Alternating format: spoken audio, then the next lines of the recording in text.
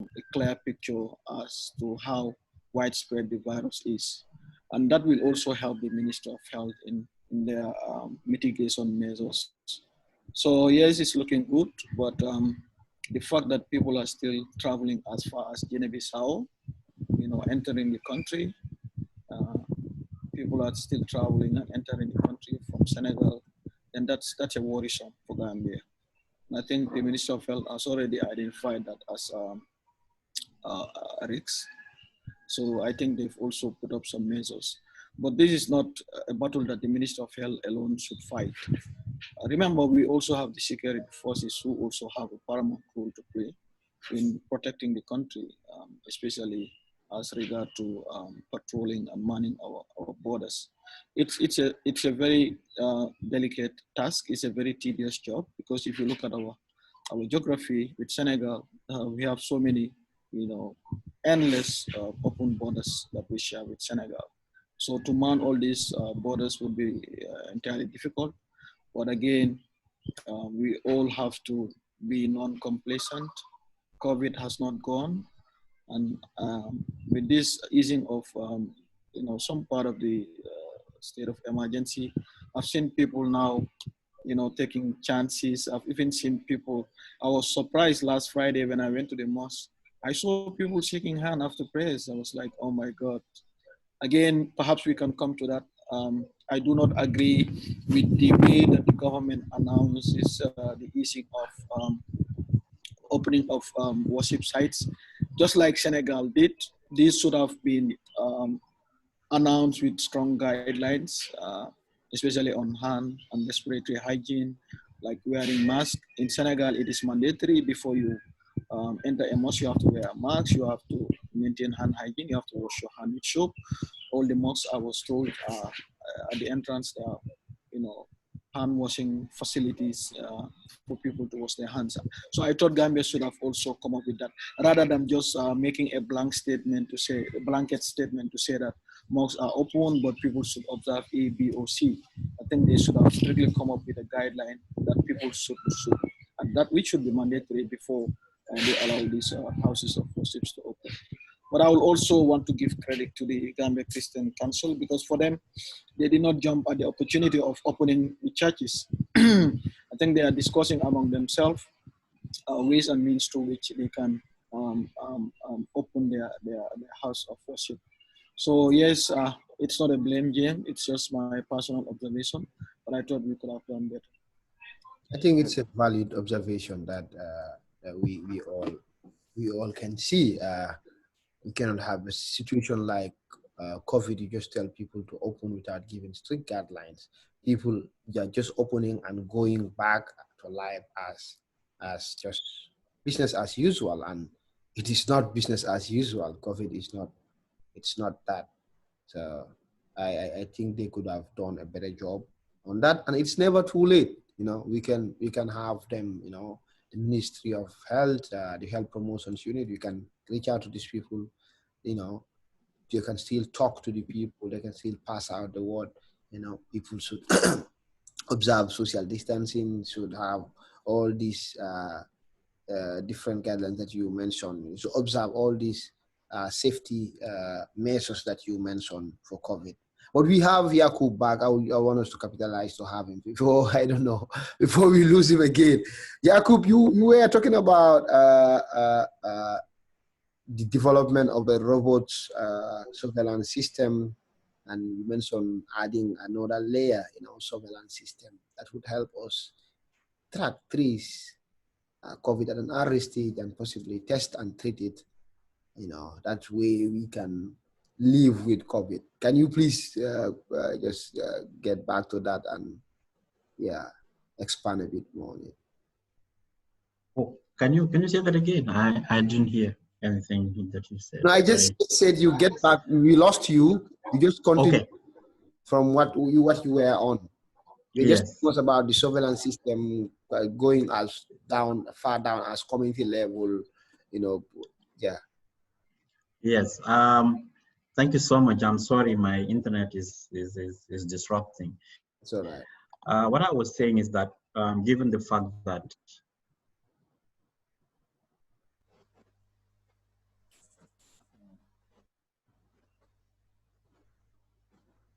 COVID-19 might not be going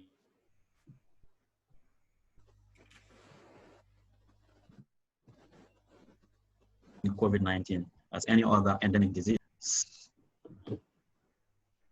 Upsurges of cases, like we have meningitis, measles, or other endemic diseases that are epidemic prone. So what we will be doing is to add another layer to our surveillance system. We have for long aspired to do this because it is not the best thing to just stop at the health facility level, because currently that is what happens. Almost all the cases are reported from the health facility level, and we know that not all cases of diseases are reported to the health facility. Some are reported to the traditional healer, or some choose not to go to either the health facility or the traditional healer. They opt to stay at home. So if we have community level at the grassroots who are given broader case definitions, we even call signals, broader signals, like when they see any cluster of diseases or unusual death of animals and so on and so forth, they will have to report that. So this is what we are going to do to add another layer to our surveillance system, so that the surveillance system will be as sensitive as possible, so that no cases of COVID-19 or any other epidemic prone disease escape our radar. So what we're going to be doing. We have, as I said, we have for long aspired to do this, but we have not had support. But COVID-19, being a calamity as it is, being unfortunate as it is, it has also opened a window of opportunity for us to strengthen our surveillance system. Now that almost all the partners are galvanized, almost all the partners are in that emergency mode, and they're all in the response mode. They're even asking, where can we support? So we're going to use this opportunity to strengthen the system and add there to our surveillance system. And that's exactly what we are doing with UNFPA. They want to do a 3-month-long community surveillance project. And we're going to start that with URR and CRR. They will be the regions that will be involved in the pilot phase.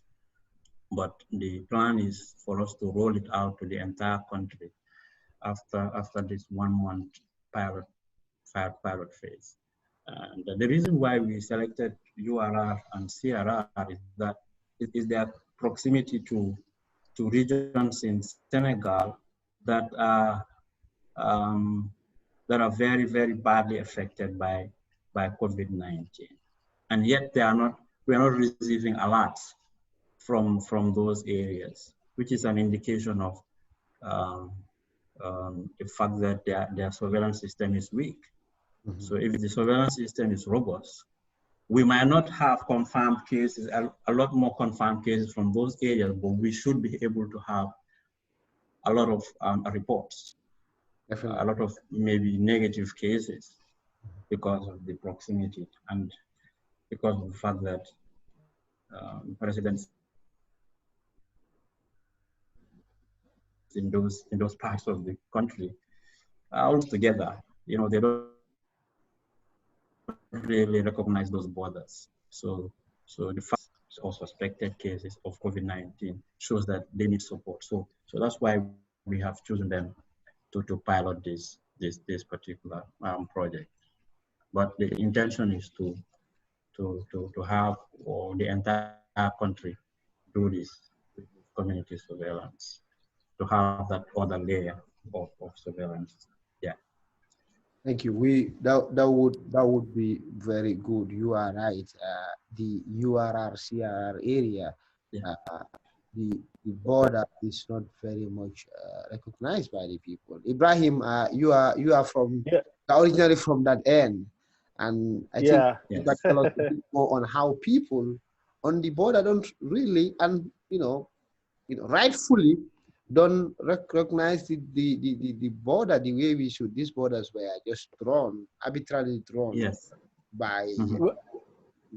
Western Colonial. Yes, the colonizers. colonials.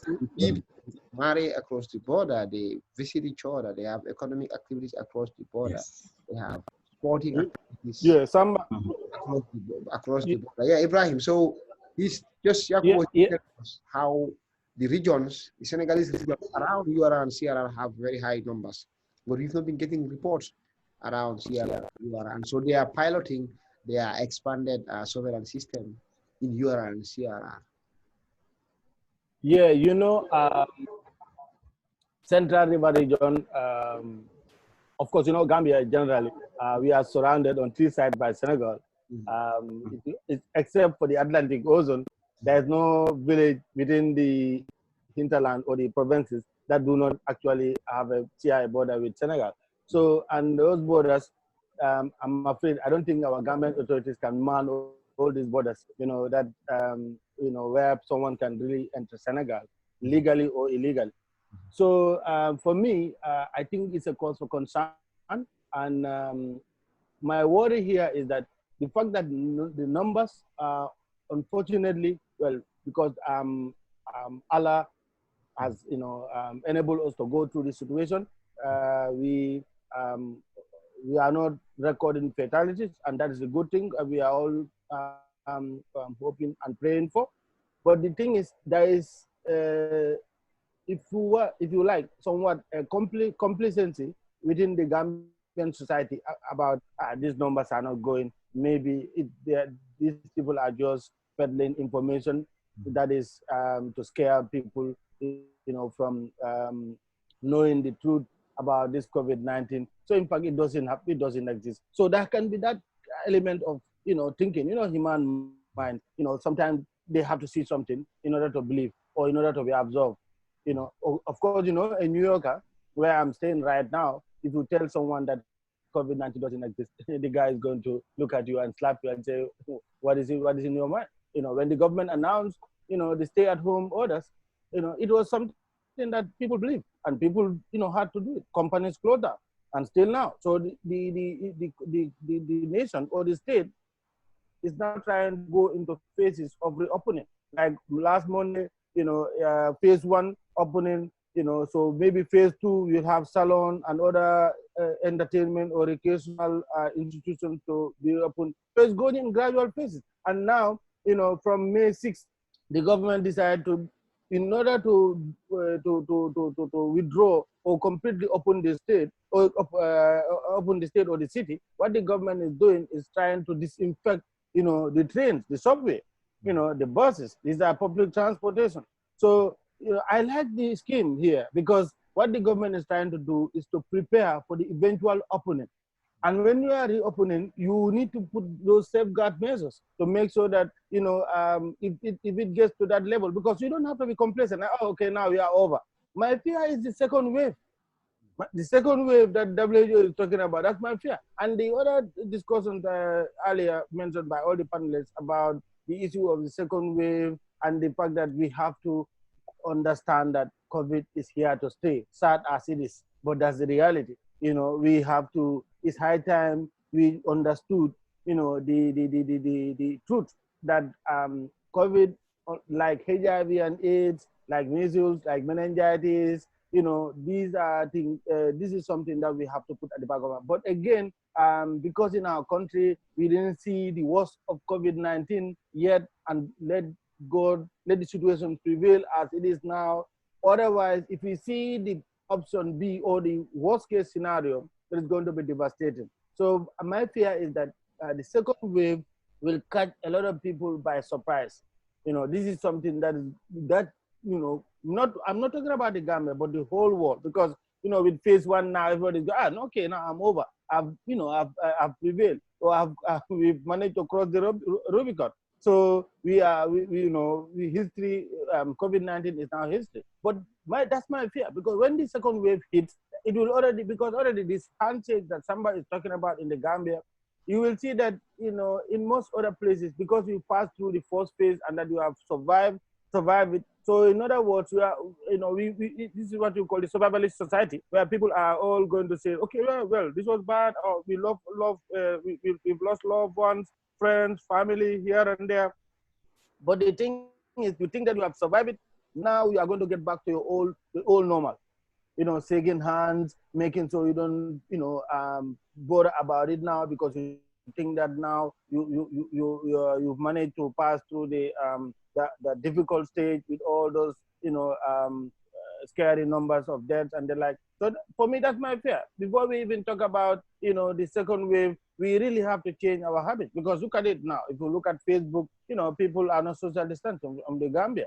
People are taking pictures, where I mean, these are like-minded individuals, friends, families, and the like, the group in going to the mosque, because you think that after all, since we've survived 3 months or 90 days, nobody has traveled. So the chances are that we don't have to social distance. Now it's over. This government easing restriction, it's good, honestly, especially for daily income earners. It's good. Laborers, maintenance, informal sector is good. But the chances are that it could also potentially be a bad news for the people because now people are not going to wear masks.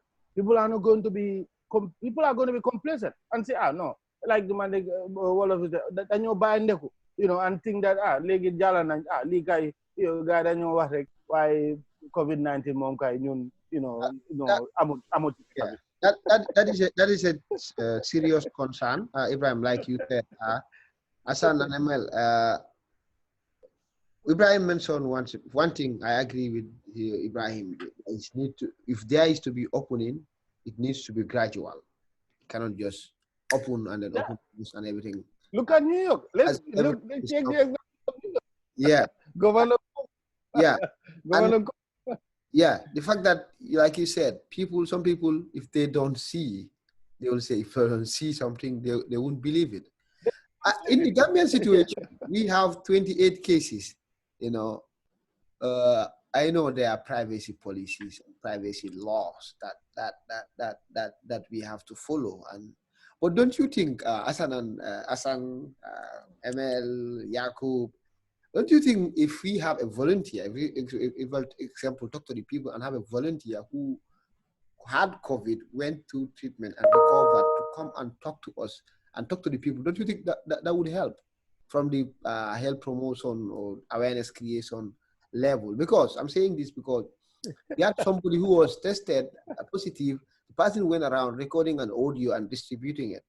If you have people who are tested and treated coming to help, because whether you like it or not, there are people spreading the good news or the truth, and there are people spreading false information.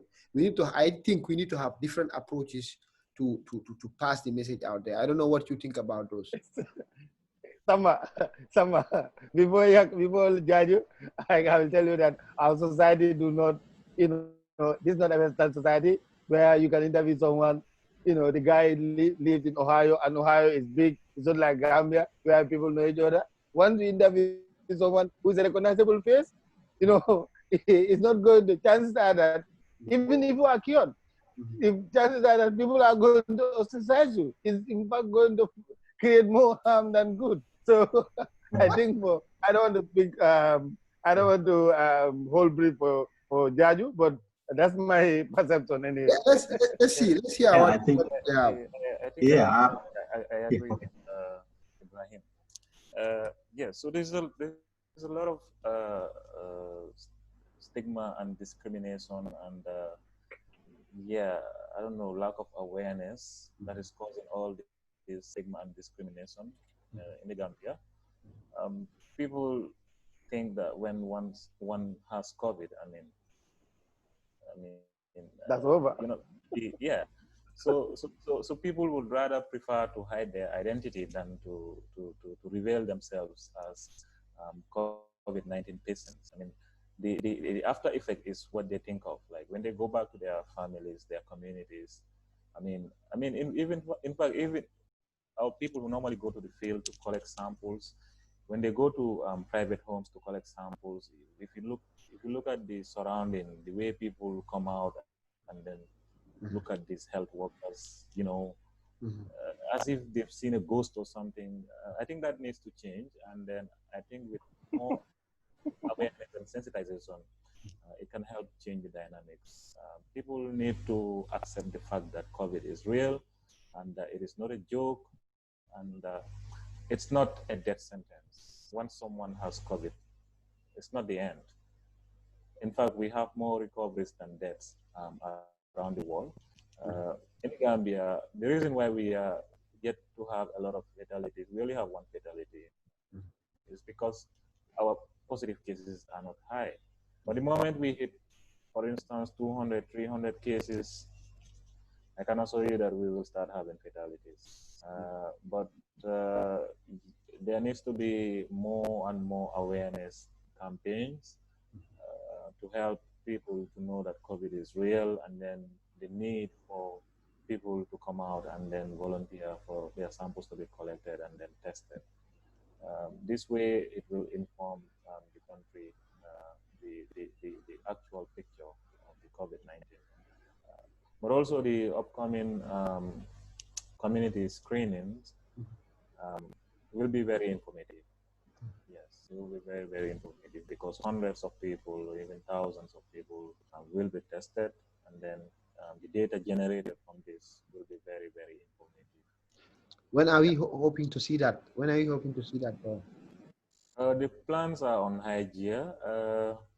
Probably around next week or so, it will happen. I don't know the exact date yet, but preparations are on high gear. Maybe Yakub say something about that. Yeah, but preparations are on high gear. I can assure you that. Yakub, you have anything on that?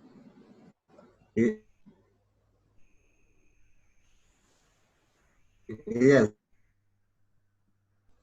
Good. Yeah. Well, how are the preparations for the? Yeah, probably next week, because the groundwork for Banjul.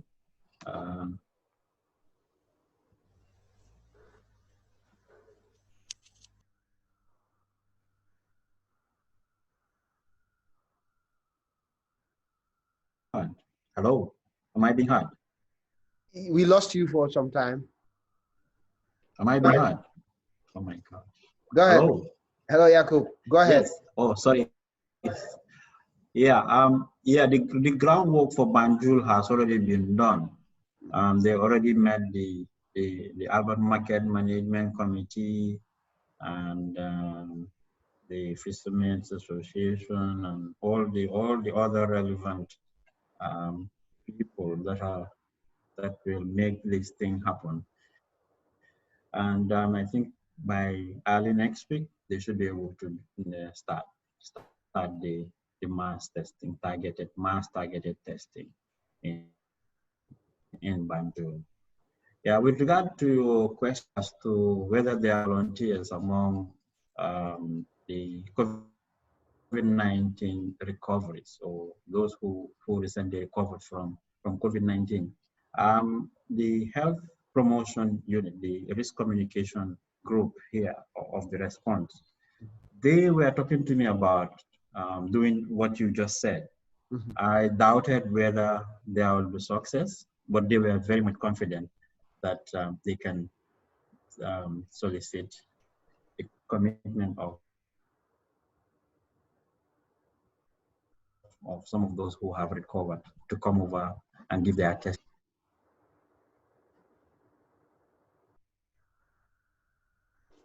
regarding disease. And I am yet to with it. I know they have attempted to do it, but as to how successful they are, I have not yet gotten their feedback. Yes, but I know that there is a whole lot of stigma attached to being COVID-19 positive, even among us here as health workers. Mm-hmm. I remember when Molamin and his colleagues were about to set up their lab. One of them came to ask for us to volunteer to get tested as health workers. We said, you know, we don't want to know our state because of the stigma attached to it. So if health workers can act like that, Yeah.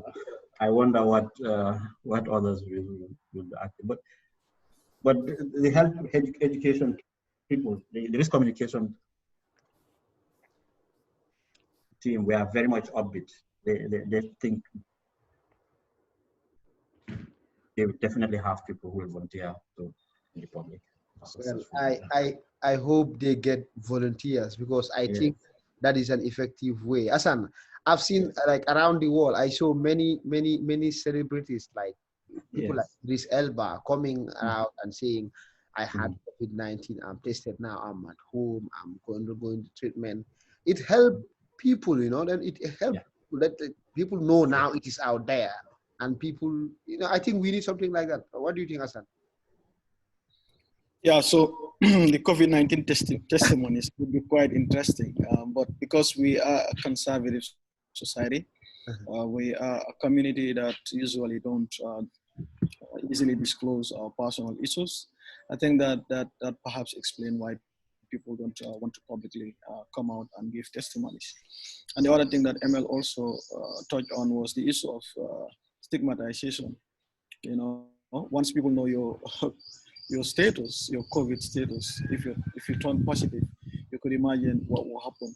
I'm not sure whether because this is from hearsay, but I understand that there is this compound in one community where this person tested positive. People were even avoiding that compound completely.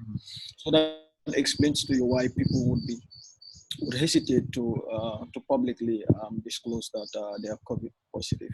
But then this is COVID-19 for me. It's not compared to other diseases. It's not as bad as you would have thought. You know, you mentioned certain, yes. So I have a list of celebrities and famous people who publicly disclose their status. One of them is Dibaba, who is a footballer. He said on his Twitter that he tested positive. We have Idris Elba, who is an actor. I guess those that want to live in the Wakanda village remember Idris Elba. We also have Boris Johnson, who's a politician, high-profile politicians, also publicly declaring that he was positive for COVID. We also have Aliou Sall, the president of Senegal's brother, Aliou Sall. He also publicly came out and gave a statement to say that he was positive. And last but not the least, we also have the famous comedian Kucha, who also admitted in public that he tested positive. So I think we also need something like that. I remember having this discussion with somebody. I said, if I are tested positive, which I don't pray for, but I'm not also sure whether I am or I am not, because I've not done the test. I would definitely publicly talk about it. Yeah. Yes, you can expect the discrimination, the stereotypes, but at least we also need somebody to come out and tell people, look, I tested positive. And I think those that tested positive, it's their right to remain confidential. I think the Ministry of Health, I also commend them for doing a very good job by ensuring that those that tested positive and those that were admitted, their identities were kept in confidence. I think that's a very good job. Unfortunately, in other countries, the journalists would always leak in high-profile people who test positive. So, but we thank God in Gambia we don't have that. Hassan, Samba. The good thing is that when high-profile individuals or big shots test positive, the message is to tell you that, look, this COVID-19 did not come for the poor people or the vulnerable people or people who live in far-flung communities. This COVID-19 is here. It can hit anybody, anywhere, at any time. And it doesn't also mean that when it hits you, you are, is a death sentence. So, certainly you are going to die. Or certainly, what happened to Chris Como, this high-profile CNN journalist? The elder brother, same father and mother, is at the forefront of the fight against COVID-19. You see how, how the situation is? The elder here is an elder brother who virtually is making positive headlines for his stance towards COVID-19, that is giving him positive press coverage, putting him at the center stage, giving him all the, putting him all in the positive limelight, and his younger brother, high-profile journalist at the CNN, contracted it. Now, it doesn't yeah. Yeah. So So, you're absolutely right. So Samba, to wrap up, this is a message to Yakub and ML, uh, especially as they prepare to start the mass testing. I shared this with a very senior official at the Ministry of Health. I think we need to have a strategy. For instance, I suggested to that person that why can't we, at this point, start testing our healthcare workers? It has to start with that. For instance, those that are more at risk group, like the contact tracers, the rapid response people. By now, we should be able to test them to see whether they've contracted the virus or not. This is not only to know their status, but also to protect them. Right? And then we move on to the healthcare providers. So once we do a mass testing, and again, let me say that it should be voluntary. We don't want to have a situation where people are forced to do this test. So it should be something, we should have a strong incentive to show that if you do the test, these are the benefits attached to it. And I think by now all healthcare workers should be in a position to understand that knowing your COVID-19 status protects you and your family, but also protects the clients, the patients, or the people that you are coming in contact with. So I think for the Minister of Health, I thought they should have that strategy. Maybe start testing healthcare workers, starting with those that are mostly the high risk group.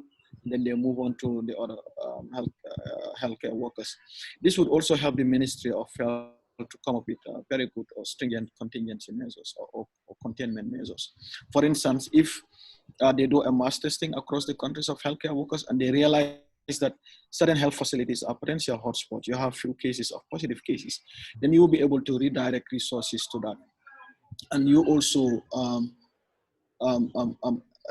sensitize. The sensitization does not only stop at the public, but even healthcare workers. I visited one health facility. The way I saw, prevention measures put in place, I was not quite happy with that, to a point that I have to raise this issue with one of the staff at the R&D. So once these tests are we identify the potential hot zones, then the ministry would come up with a better containment measures. So I think this is something that they should consider. Hassan, thank you. That's a very good suggestion that in many ways can help the process. For example, it can help with getting us buy-in from the people. For the people to buy in, they see healthcare officials who take care of people who are in the health sector are coming out and being tested. If there is a way that this can even be made known to the public, it would help a lot to convince the people to participate in the mass testing process. But like you also said, for the safety of the process, if for example, I am positive, I'm going around the country testing people, I might not only be testing, but I also be spreading the virus around the country. So we don't want anything like that. But also, if we test public, if we test health officials across the country, that's also, it's like a way of, you know, taking a random sample across, because it's not really random, but you have a representative somehow sample across the country of how the country is. Like you said, if we have a hotspot, maybe in the health facilities in LRR, I will just take the Jarankas for example, and we can say, oh, maybe there are a lot of cases in LRR. So that is ML Yakub, that should be noted and communicated to your colleagues, man. We should maybe have that added to the plans. I know you already have very good plans, but we can have this added. What do you think?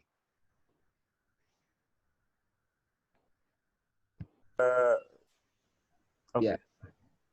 Yeah, I think it's a good idea. And like Jakub said earlier on, when we were setting up our lab, we requested for volunteers from the response teams that are at the central level where we are operating from. And fortunately, we were able to test a good number of them. But this was a while ago. So yeah, we will try to reactivate that and probably start with the central level, and then roll out to the other facilities across the country. But again, this will inform the country as to the situation in the health facilities and of course the central level also, where the main response is being coordinated from.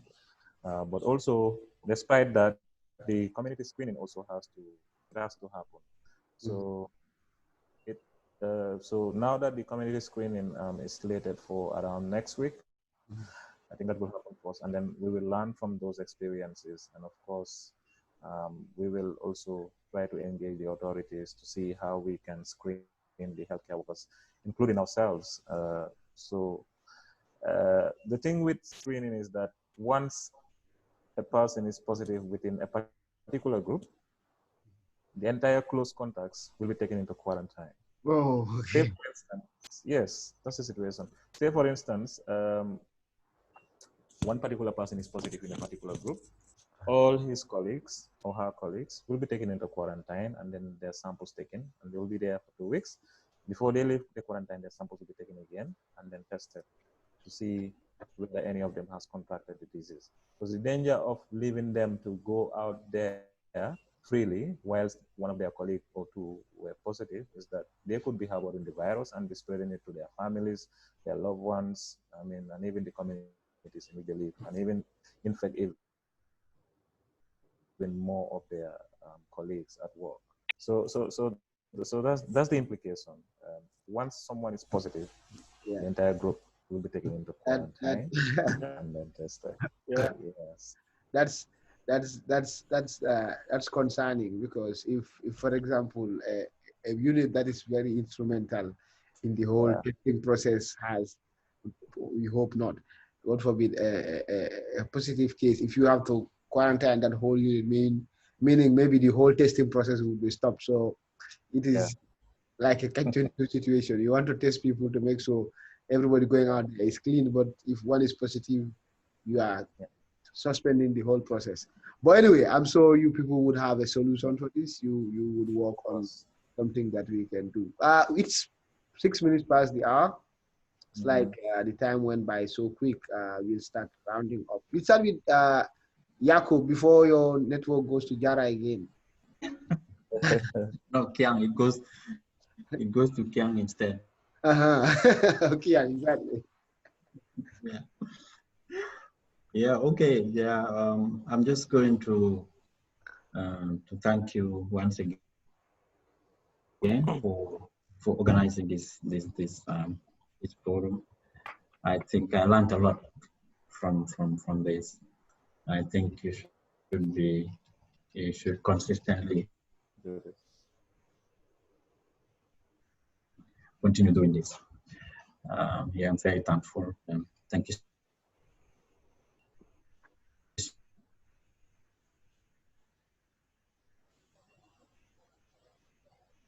Thank you, Mr. Yakub. much for this. By the way, is that Brahma Baldeh or Fujate? So, Yes, it is. oh, I'm not being hard. I'm not being hard. No, we could hear you. It's Baldeh. Baldeh was muted. Baldeh. Thank you very much. Yeah, we had you very well, and it was good having you. We would definitely love to have Sorry, I'm not being hard.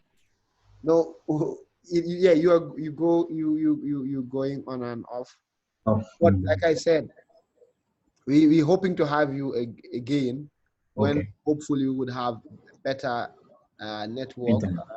Yeah. You know, it's at the start my network went off too. You know, you people Yeah. me for some minutes, so it happens. Yeah. So, but we hope next time we would have better network, and we would that would help. We have a better freely flowing conversation where we can dig deeper into some of these issues. You know, because like you said earlier, you know, there is a need for us to work more on surveillance. So we want to hear more from you on that. So we're looking forward to having you here sometime soon. And yes, that's Baldeh. So Baldeh, I'll give you an opportunity to respond to Yakub and also maybe your farewell. Yeah. Well, the thing is, it's good that Samba, you are reconnecting. I said, okay. I say it's good that you are reconnecting. People, experts like the Hassan, the Yakub, and the Jarju. To talk about this very important topic on COVID. because this is something that, you know, people should not be complacent about. Like I said earlier, you know, we've gone through the first phase, that is 90 days or so. So whoever survived or is called survivalist should not think that you are out of the woods. You know, just like I said, I think the Gambia should try to emulate states like New York, which was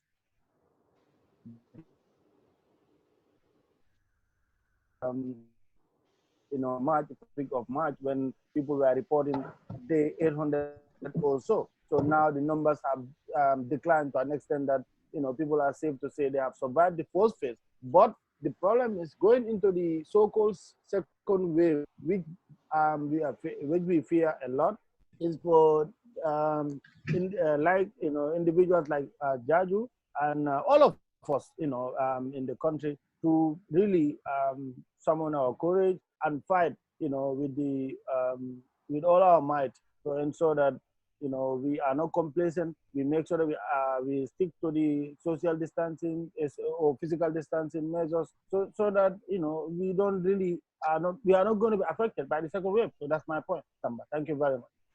Thank you very much, Baldeh. I hope, like you said, we all work together, fight with all our might to make sure we don't even have a second wave. We hope we don't even have a second wave. We get to manage this with this first wave, reduce the spread, and hopefully, you know, reduce the numbers to a manageable figure. ML is gone. Asham. Yeah, so thank you very much. I think it was a very fruitful discussion. So the take-home message would be COVID is not yet out of the wood, as Ebrima would always say. So we need to still continue to observe the social and physical distancing. We also need to observe hand hygiene, hand washing, and also respiratory hygiene. People should be wearing masks. And when we go visit places of worship, we should abide by the guideline that the government of the Gambia advocated for. That is, people should go with their own mat. They should wash their hands. So yes, there are some people who are still in the state of denial, but there are equally those that believe in the existence of COVID-19. It is your right to deny whatever is in you, which is respectable, but it's also somebody's right to respect the values that they place. If the person doesn't want shaking hands, you have to be your brother's or your sister's keeper. So COVID is real, COVID is here, we are not yet out of the woods. So let's put our hands together and make sure that Gambia gets out of the woods safely. And we hope there is no second wave. I hope there is no COVID second wave. Like you said, COVID is real. Be your brother's keeper. ML. Oh, sorry. ML, let me unmute you. Okay, can you hear me? Yes, I can. We can. Hold on. Hold on, ML. Yes. Okay. All right. So can you hear me? Loud and clear. Thank you so much. All right, thank you so much for having me. It's always a pleasure. So my message out there to the people of the Gambia is how widespread COVID is in the country, and to be able to take decisive actions to curb its spread is by coming forward to test. So I'm appealing to every Gambian to come forward to have their samples collected and then tested so that they know their status. And of course, the upcoming community screenings that are being planned, I'm appealing to everyone. If the teams go to any communities, let people come out in their large numbers to get tested. This way, I mean, it will inform us as a country to know the next phase of, for instance, easing of the restrictions to go back to life as usual. But like the previous speakers have said, like Ibrahim said earlier, we should all be wary of a second wave. Yes, it could be going down in some countries around the world, in fact most countries, but we can have a second wave, especially if a vaccine is not found as quickly as possible. As long as there is no vaccine for this disease, there's a likelihood that we could have a second wave and even a third wave if we don't have a vaccine. So my appeal to Gambians is please get tested. Get tested, get tested. The earlier you get tested and know your status at that particular point in time, the better. It could save your life and that of your loved ones. Thank you. Thank you very much, ML. Like you said, as far as there is no vaccine, there can be a second or even a third wave. So, let's get tested where we can. So to all the people out there, the health officials will be coming out. They will start getting out to the communities, trying to meet us, trying to get us tested. Please, let's try as much as possible to cooperate, because this is not for only your good individually as a person, but uh, for everyone. This is for you, your family, community members, and loved ones. So let's cooperate with these people and make sure we all do what we can, to make Gambia, if not COVID free, but COVID safe. I don't know if that is is that is that correct or anything I can use, but let's work together. Not only the Gambia, West Africa, Africa, and the whole world. Every small irresponsibility is putting life at risk. But every small good effort would help. Efforts around the country, around your community, around the whole world. So this is where you have collective responsibility, saving everybody, and individual irresponsibility, putting everyone at risk. So let's all do our parts. Thank you very much, brothers. It was a pleasure having you all. We'll meet again next Thursday. It's every Thursday, 6 to 7 p.m. GMT.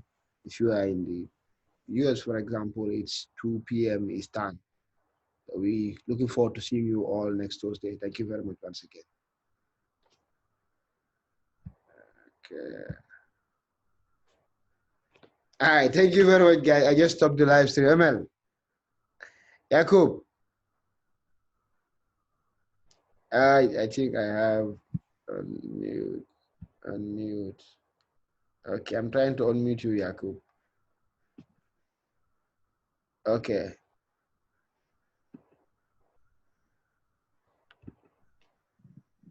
Okay. Thank you so much. Thank you so much. Thank you so much. It's been a pleasure being part of this program. Yeah, thank you, man. It's really a pleasure. We're so glad to have you. And I'm told this conversation will continue. Yeah. Yakub, how are you? Fine. Yeah, Baldeh, how are you? Well, now you are in the US. Yes. Oh, that's fantastic. Yeah. That's why I've not been seeing you on the screen. Yeah. That's true. How is it? Fine, alhamdulillah. You're with MRC? No, I am with the Ministry of Health.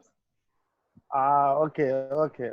Yes. Okay. But I've been away I've been away for some time. Okay. I came back like some 7-8 months ago. Yeah. Okay. Yeah. I left. I left there since 2018, in the fall of 2018. Yeah. Okay, that's why. Yeah. Then I was away. Yeah. Okay. Yeah, that's right. So when you come back, well, we are here. We are the epicenter of the US coronavirus. That's New York, right? So yes. Okay. I hope you are so staying that's safe. why. Yeah. I'm actually staying safe. Yeah, we really thank God. That's why, those who don't understand this thing will Yes. deny. But Yes. for some of us, You see the reality. we know what is actually. True. Yeah. Thanks, Yankuba. We'll be in touch. Oh Yeah. my God. Thanks, Samba. Yeah. Thank you very much, Bo. Thank you. Thank you so much. Hi. Huh? Yes. Thank you. Let's stay in touch. So definitely. Okay. Hi, thanks. Yes, we will. Hi, thank you. Thank you.